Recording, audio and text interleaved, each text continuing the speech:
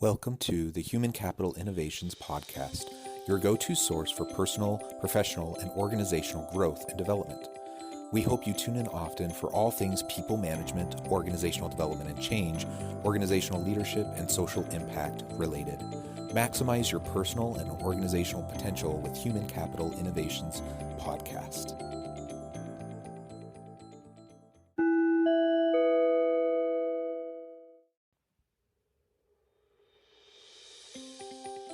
Welcome to the Human Capital Innovations Podcast.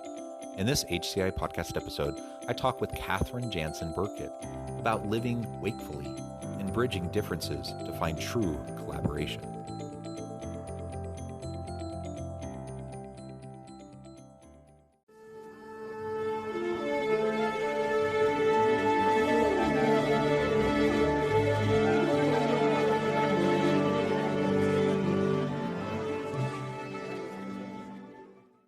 Catherine Jansen Burkett, welcome to the Human Capital Innovations Podcast.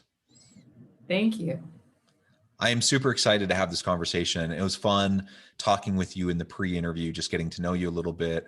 And really in preparation, the last couple of weeks for this podcast episode, as we've been corresponding and just trying to get a feel for you and your background, your expertise, I'm super excited to have a conversation today about living wakefully, being our true authentic self and being in the moment.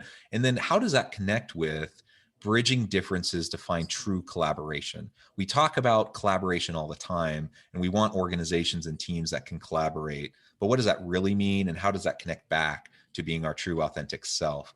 I think you have a lot to say on that. So I'm excited to have this conversation. As we get started today, I just wanted to share Catherine's bio with all the listeners. Catherine Jansen Burkett has long had a passion for embodied wakefulness as a lived experience rather than simply a conceptual one. Her early professional life was a happy one as she enjoyed meaningful work in the field of public health. But over time, she felt an inner stirring, and what was to ensue was a transition into her current work as a psychotherapist. For the past 15 years, she's guided others with personal and relational transformation as her clients discover their own path of embodied wakefulness. Now, Catherine is thrilled to build her work forward in her first book, River to Ocean, Living in the Flow of Wakefulness. She presents 9 aspects of wakefulness within a framework of the inner and outer world. She not only offers powerful ideas, but ways to integrate each with an inspiring story from the field.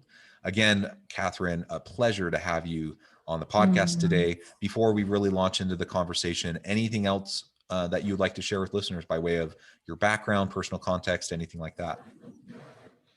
If we get into it, I came from some trauma in my childhood. So this topic is near and dear because in a certain kind of way, I had to fight for my wakefulness. I had to come out of a pretty deep abyss. And so for any of your listeners that, have had personal struggles about the idea of being happy and healthy and bringing our true self forward in our life. For some of us, that's quite a road to travel and an incredible one to experience from the dark night of the soul idea where we wouldn't have imagined we could have experienced life in that way and ourselves in that way and others particularly in certain ways. So I'm thrilled to be here. I'm so excited to talk about collaboration and bringing our authentic self to the table and that both can coexist. Because I think our world and our relationships these days so need this conversation.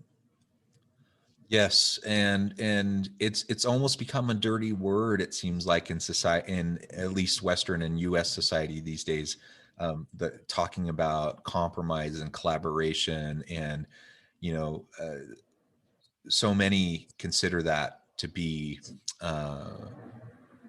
something where you're not being courageous enough because you're not sticking true to yourself, your values, and you're compromising them, and you're working with other people, and maybe you have to sacrifice a piece of who you are or what your idea is.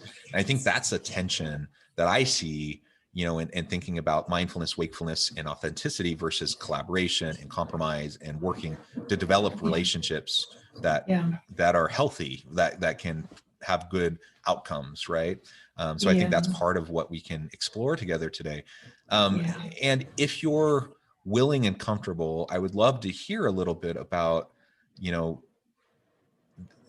it doesn't need to be anything explicit, but, you know, in terms of the types of experiences, the trauma that you've had, the dark night of the soul, as you referred to it as, and then how you started to come out of that, because I think those types of examples are good lessons to all of us. I imagine many listeners have had their own traumas that take a wide variety of forms. And then I just think about like the current context we're in right now. We're in the middle of a pandemic and people are struggling emotionally, physically. You know, people are trying to do their best to juggle having kids at home and doing work, or maybe they've lost employment, maybe they've lost a loved one. I just think there's so much trauma even built into this moment that leaders need to figure out how to better deal with, and to help their people and themselves to come out of this in a healthy way. Yes. In my earlier podcasting last year, we were talking a lot about preventing a mental health crisis, not just a public health crisis. But we did not know how long this would go. And so when people especially are under-resourced and we are all burnt out and frayed, and it is fraught with many, and we're not even done. Like, we are looking at a chunk more time, though it's super hopeful that we can see the finish line. We're not at the finish line. Those are where our, you know, not our self at best, I would say, maybe worse self, can come forward. And not that we intend to do that, but that's the reality of stress, is our resilience has been really stretched and capacity stretched. So I think this is very important to be intentional about and have ideas and practices, not just, I'm going to try to be a really good person today or really bring my A game to my work, but how do I actually do that? So that's a lot of the nature of my book, is not just ideas, because there's a lot of great ideas. So I don't bring totally new ideas to the table, some perhaps, but I have a practice session, which is about building the neural pathways so that we actually can embody. So embodiment is about, I'm living it, not I'm thinking about it or I'm aware of it. And then I do throw in inspirational stories from the field so that, you know, this is real. People are really doing this. And some of my story is in it, but it's not a memoir. So lots of other people's stories, clients, some of my kids, friends. So with obviously permission. So I'll just, tell a piece. You know, my parents divorced in a kind of traumatic way for me. And so my little 14-year-old self took it really hard, and it really fractured a sense that I wasn't good enough to keep my dad in our family. He took off. It was really about alcoholism, but we didn't know it at the time. And so what was trauma turned into food addiction and, like gaining 80 pounds in about 3 months. I was unrecognizable to my high school friends. I quit high school. Like, it was on all levels that it was very dark for me. I attempted suicide. So I really had to heal from that sense of my worth, my body. I had to figure out, okay, I'm not going to finish high school. I got a GED. What's next? I actually moved to San Francisco from a small town in Oregon. So again, it was really climbing out. And that's why my book is about the inner world before the outer world, because I strongly believe that's where true change starts and stays. And we bring those changes and transformations and healings to our outer world.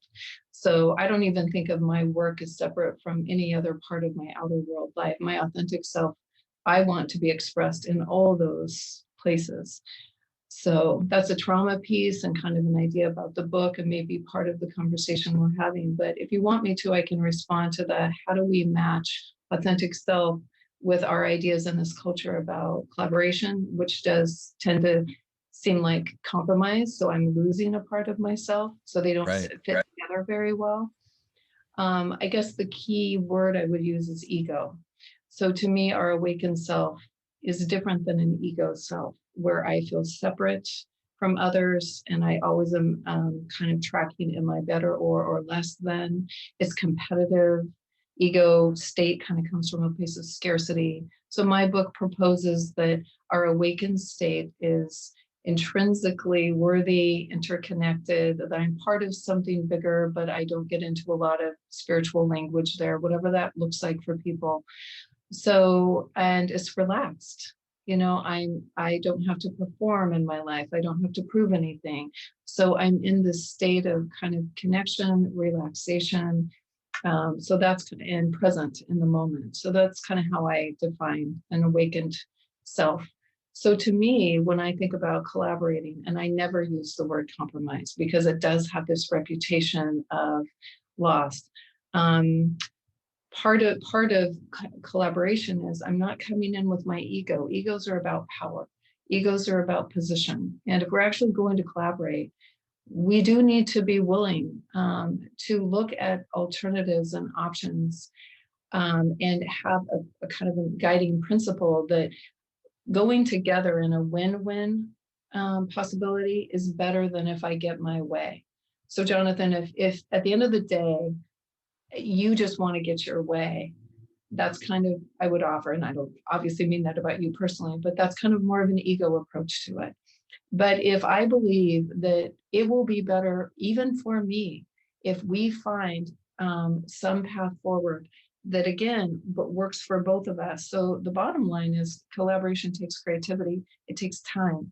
It takes a willingness to sometimes not know what the outcome is and get out of our position. So a really practical step that I use, and I had to use this a lot with couples because I was their therapist, both people. So I couldn't take a side. That's unethical. And so I would say, what is the common ground? I could see it literally between them, but they were so positioned up, they couldn't see where they could meet.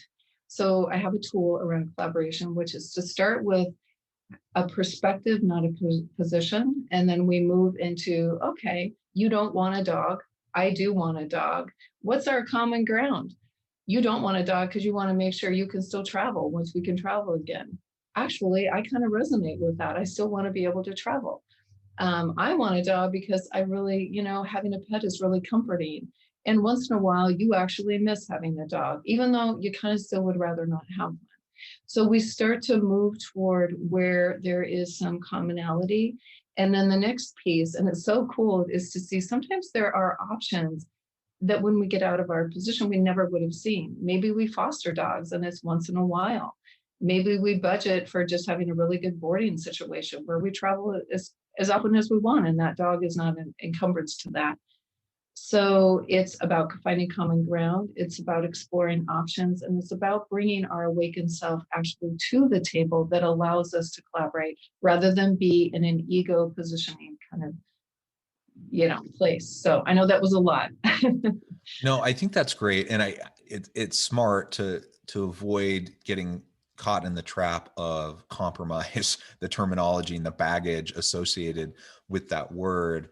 And it's so unfortunate. I mean, the reality is, yes, we all are going about compromises, some big, some small, constantly, right? In all of our relationships. But that doesn't mean we need to sacrifice ourself or our authentic self. It does mean we get outside of the ego, like you just said. So I think that's wonderful. Now I'm putting on the hat of an organizational leader right now, and I'm thinking both as myself, my trying to bring my own authentic self to my own leadership approach and style, but also trying to create the same opportunity for my people, the people that report to me, and wanting to have collaborative teams, innovative teams. We know that happens when people feel safe, when they feel like they can be their full authentic self, and then bring that and have it honored in the workplace and as they work together in teams. Yet collaboration and effective collaboration is this elusive thing that frankly most organizations don't do very well. So I'm curious if you have any particular thoughts or ideas on how a leader can foster a workplace environment where people can be authentic but also be better collaborators. Well, that's such a good question, Jonathan. And what's coming to mind to share is, and I do group work through the retreats I do, and I have ongoing groups also all the time. So the sense of safety, and that actually is a human thing. So it goes everywhere. There's no environment where that human dynamic isn't important and operating. So people either feel safe or they don't feel safe. So that actually has to do with the culture and even some of the communication practices. So if I'm leading an organization, I want to have real clear guidelines and supports to help people because they might not have learned this in their childhood and they might not know what ground rules are, what I statements are, what actually creates a sense of safety. Again, it's a nice idea, but even in this conversation, Jonathan, do you feel safe with me? Do I feel safe with you? Our human system, our nervous system is tracking that. And so safety is one piece, but I would add another, and that is about relationship. Because if we care about the other person, two things happen. Our guard comes down. So those can be named as kind of relational defenses. So then I am going to be able to be more my authentic self when I don't have masks and armor. But also, if I care about you, if I know you, then that human process of bonding to others starts to kick in. And so I have a motivation to collaborate rather than it's because we have that on our mission statement. It's actually because I care about my team. And I don't want to win because then somebody loses. And that's not the end game anymore.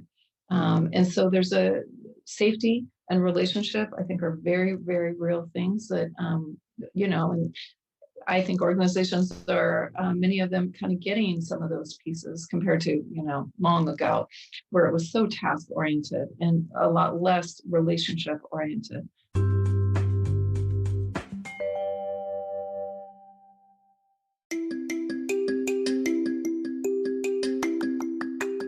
I'm excited to announce the publication of my new book from HCI Press, Bluer Than Indigo Leadership: The Journey of Becoming a Truly Remarkable Leader.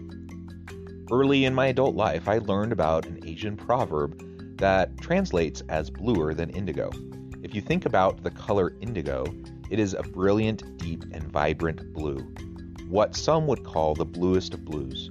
To have something that is bluer than indigo is rare and truly remarkable. Contrary to popular myth, there is no one-size-fits-all or cookie-cutter approach to effective leadership. There's no silver bullet, no secret sauce, no go-to model that will solve all of our problems. The truth is, great leaders have all had their unique strengths and flaws, and have all had to discover and then pave their own distinctive path in their life's journey to fulfill their leadership potential. Bluer Than Indigo Leadership will help you discover your own path and explore those ordinary, everyday actions that will help you respond to an uncertain future and produce extraordinary results for individuals, teams, and organizations.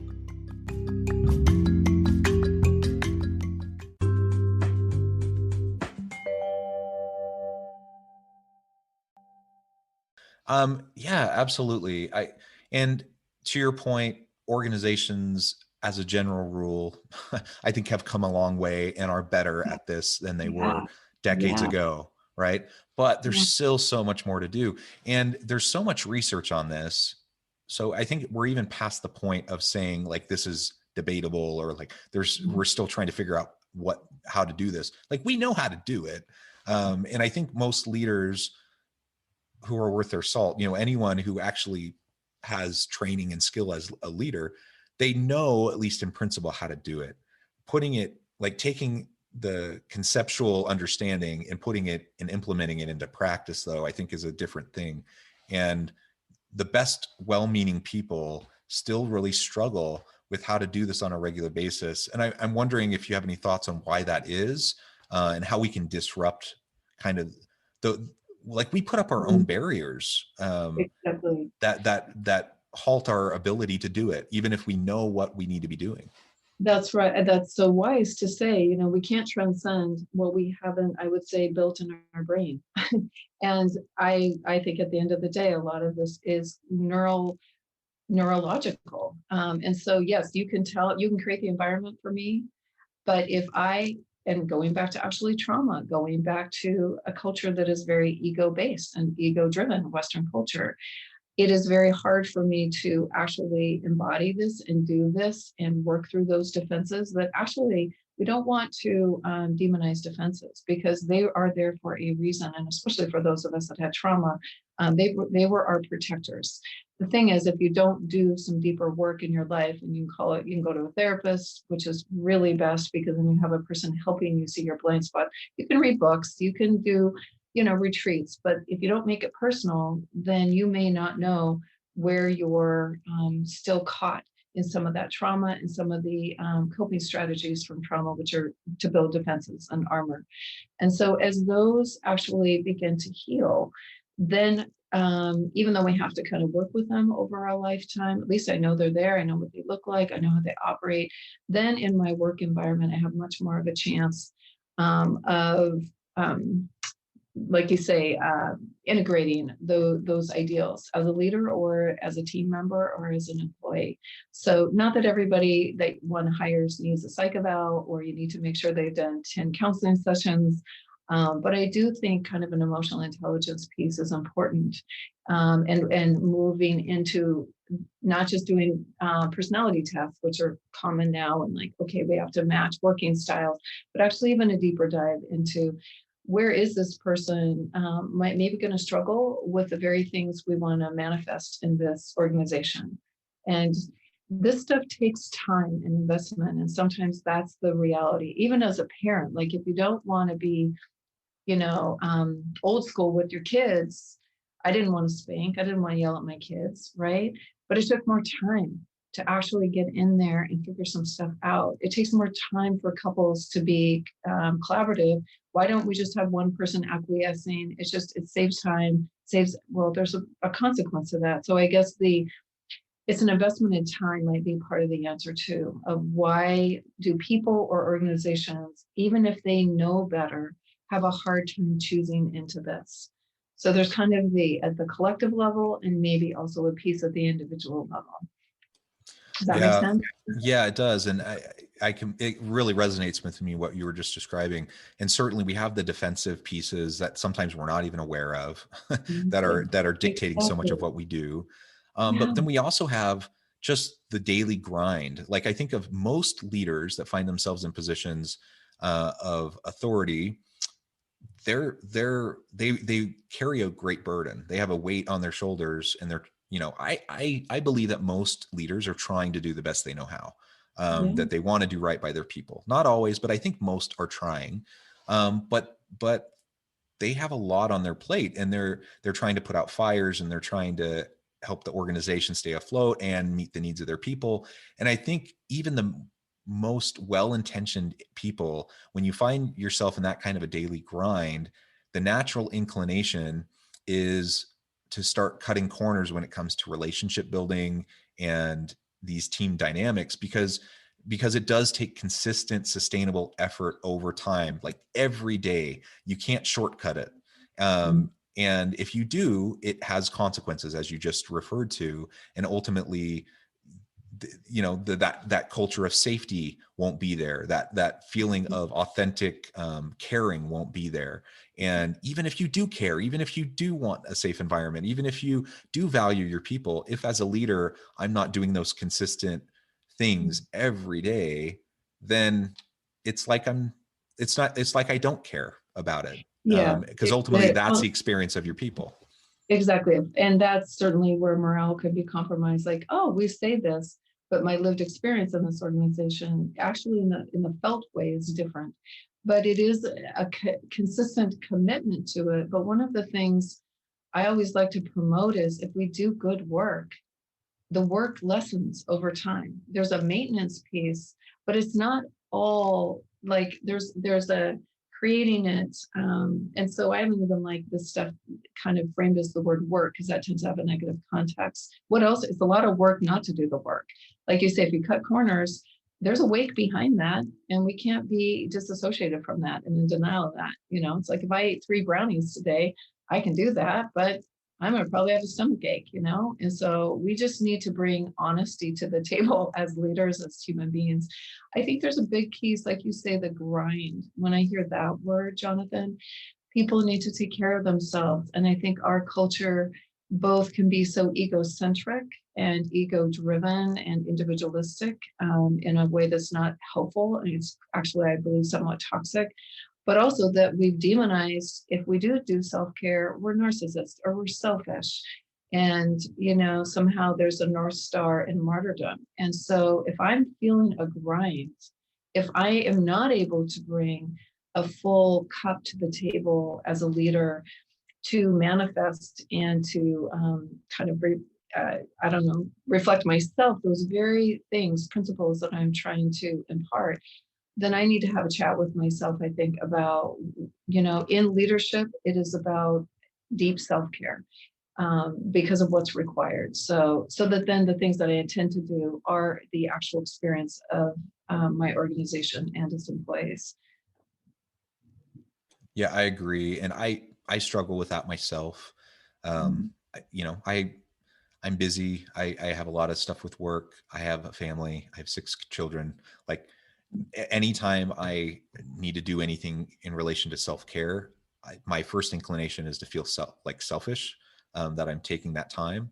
And I know that that's silly. Like I know in my head that I need to do it, but then I also feel like anything that I put into my own care means I'm taking away from my wife or my kids. And so That's right. there's this tension, and I know I'm not the only one that feels that. I think a lot of people do, and you just have to work through it and learn, that it's like putting the mask on first when you're in an airplane, putting on the oxygen mask. You won't be in a place to help those you love unless you take care of yourself first. Well, exactly. And I'm really visual. So I always think of like, you got to fill your bucket because the consequence of not doing it. So let's look at the shadow of that. And this could be an organization, this could be in a family dynamic. It shows up everywhere.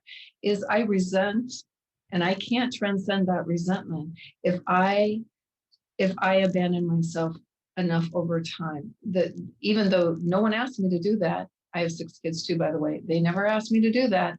But if I do that, then I will resent them. And that is not only over time, I have less and less to give because I'm burnt out and I'm scraping the bottom of the bucket. But then there's this not great dynamic.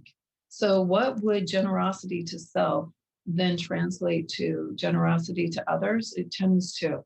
The more I give to myself, the more I actually have to offer. And guess what? I'm not resentful. I'm super friendly. Does that mean I do everything for everybody all the time? No, it means I practice boundaries. It means I really do walk the walk of, I'm not going to be able to do that now. Maybe later. Maybe I can help you figure something different out.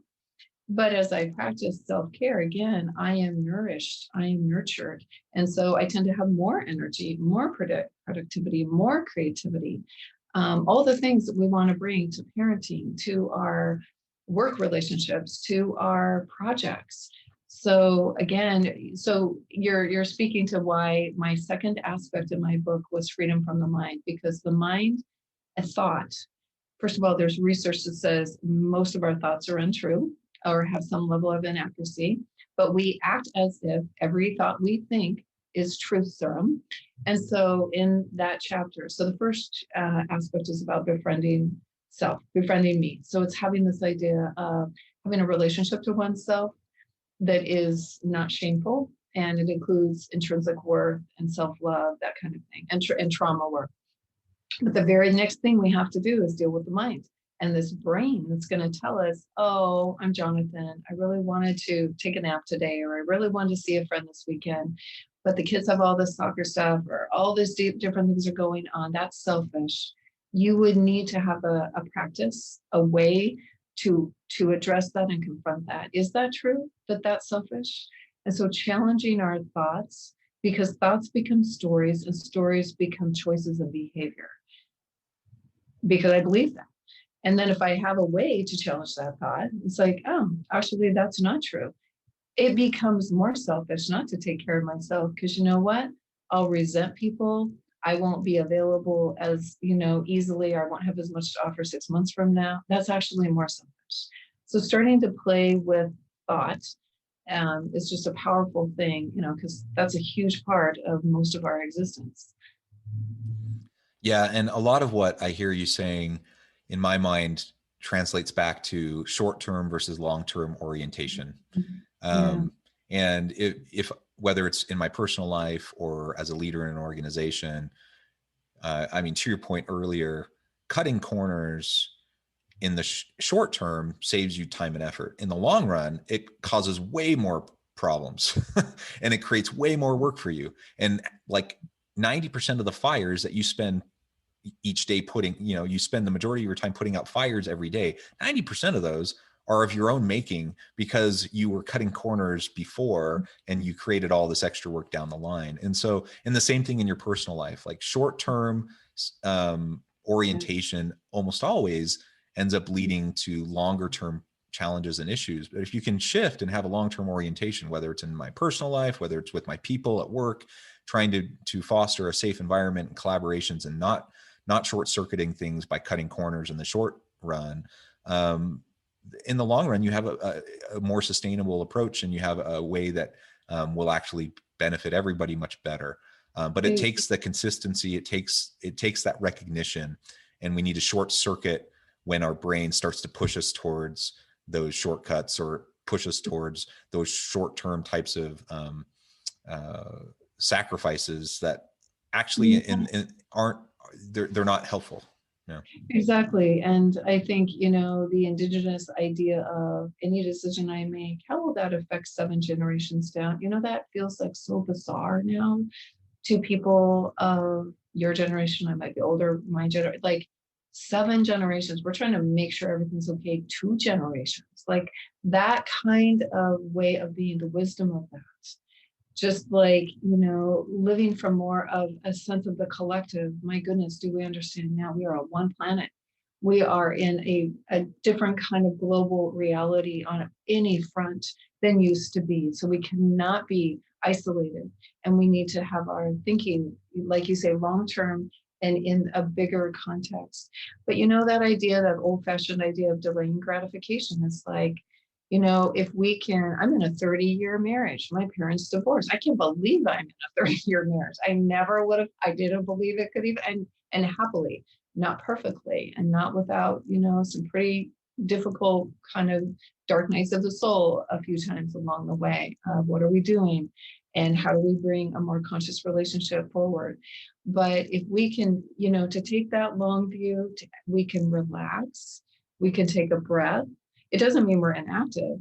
It's not about sitting around eating bonbons.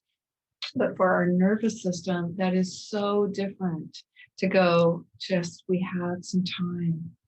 And some things need time, and we've forgotten. Now they even have, I'm not single, but they have speed dating. It's like, oh, right. In 30 seconds, you're going to decide, or 2 dates, you're going to decide. Guess what? Falling in love for some of us took a little bit. But that's not what the fairy tale tells us, right? And so I think this whole pace and speed, I love the point you make around that. And I love that perspective. We're about ready to finish, but I can't help to digress just a little bit based on the speed dating comment. I am so glad that I did not grow up in the generation that used Tinder. And like the swipe left, swipe right kind of immediacy of that kind of stuff seems so, it's beyond my comprehension. So I'm glad that I did. I'm so happy. Yes. Yes. And it's nice to have that message of long-term on. Again, I think we've done a great job in this interview too. So many of these things for me are not contextualized to this part of life or that part of life. There is a deep, that's why it's wakefulness throughout all of those environments and all of those kinds of relationships. And so anyway, I'm really glad that you were able to do that, and we didn't just have to stick on with a work environment. And so I hope your listeners are able to capture some of those consistent themes, however they apply it in their life. Excellent.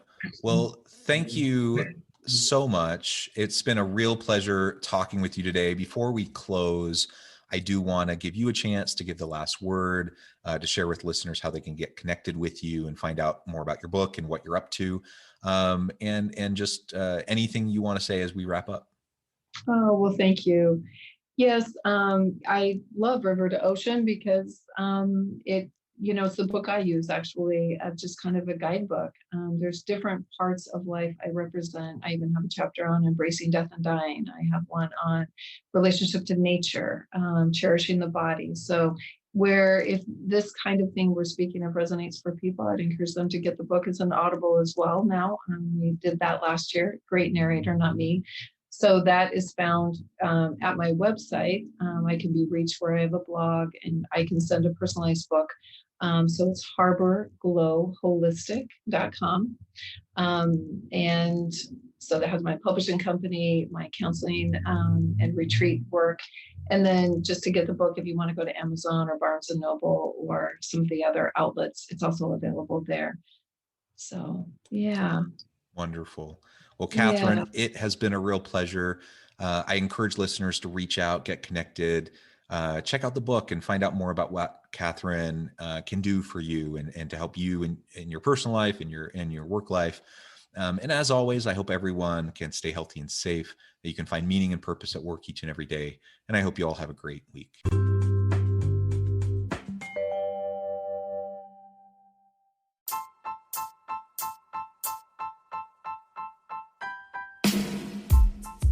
The alchemy of truly remarkable leadership. Ordinary, everyday actions that produce extraordinary results. Consider how the nature of work has shifted over the past 50 years. With increased globalization, rapid technological advancement, and the shift in economic composition, the average job of today looks very different than the average job of 50 years ago. What will the jobs and organizations of tomorrow look like? Moreover, what does this all mean for organizational leaders? What are the core competencies and capabilities of organizations and their leadership that are prepared for continued disruption and geopolitical and socioeconomic shifts? Regardless of what the future holds, increasingly, leaders need to be socially minded, data-driven, decisive, champions of talent, and disruptors of the traditional notions of leadership, teams, organizations, and work. The alchemy of truly remarkable leadership will help you to explore your own leadership competencies and capabilities and consider ways to apply and implement them into your workplace and personal life.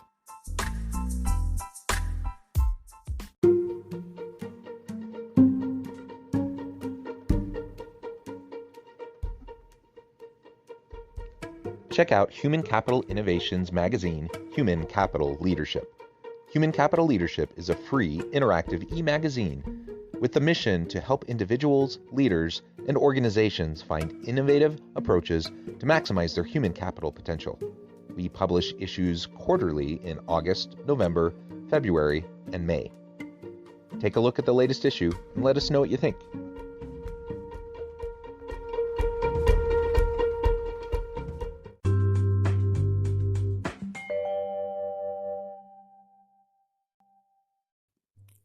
Thanks again for joining us for this episode of the Human Capital Innovations Podcast. I hope you stay healthy and safe and that you have a great week.